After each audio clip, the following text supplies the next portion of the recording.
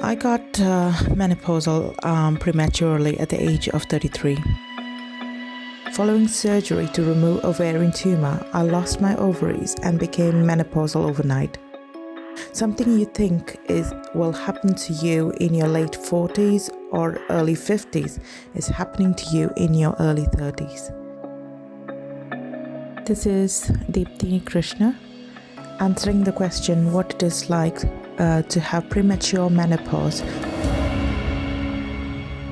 Following surgery, I started to experience extreme low mood, brain fog, not being able to think properly or verbalize what I was feeling, vaginal dryness.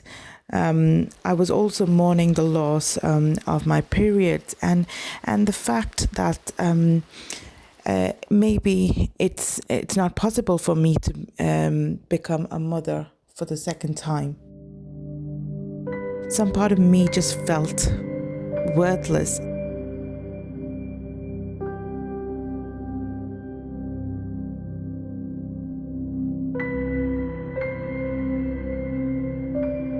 You genuinely feel that your body and your brain is betraying you. I can't live. If I try to do everything, I just the body has given up. The body has given up on me, right? So for most of my female friends, when I told them, it was no, how is that possible? Are you sure? You're too young. They had immediate questions. But for male friends, it was a 10-minute shock in their head.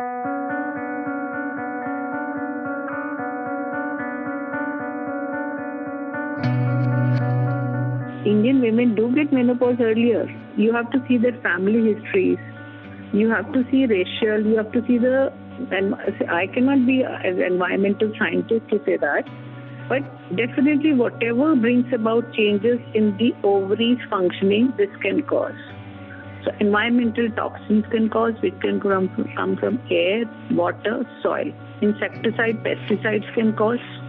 One thing every person should keep in mind is not just PCOD, which everybody thinks. One should even keep in mind premature menopause in that age group.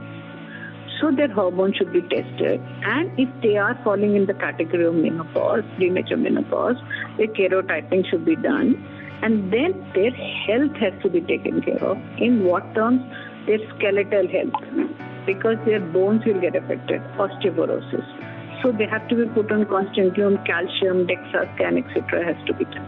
Then if they are going to premature menopause and they have some ovaries, some eggs, they have to see the cohort of eggs left with them. We can go for egg freezing for them so that they can have a baby later on by their own eggs, by ART methods. So it is possible to have a baby even if you have premature menopause?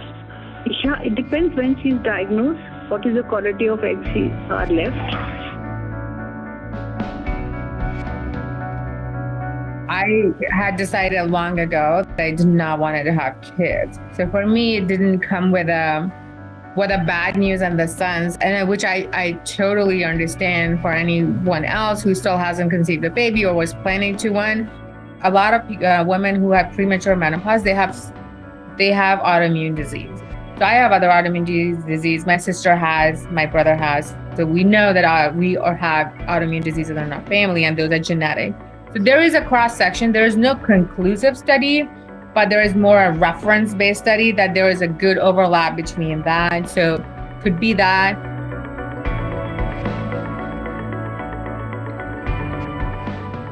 At the time, I was going through some highly toxic and stressful situation, which I think was a massive contributor. I feel stress is capable of derailing the fine balance of our body, particularly the hormonal balance of our body. For me, the recovery actually started when I I began to accept the fact that I am menopausal. This allowed the focus on what I can do to feel better and look after myself. I started accepting myself for who I am, and that includes my premature menopause. I reached out to a number of groups on Facebook where women in similar situation to me vented out their frustrations, their successes, what they were doing, what they could do to feel better. This made me connect to a number of stories. I connected with other women who were experiences similar to what I am going through. I sought the help of a professional, a doctor, who understood and empathized with me. I was offered HRT patches to supplement the deficit of estrogen and a Mirena implant to supplement progesterone. This combination worked extremely well for me, and I started seeing my symptoms ease.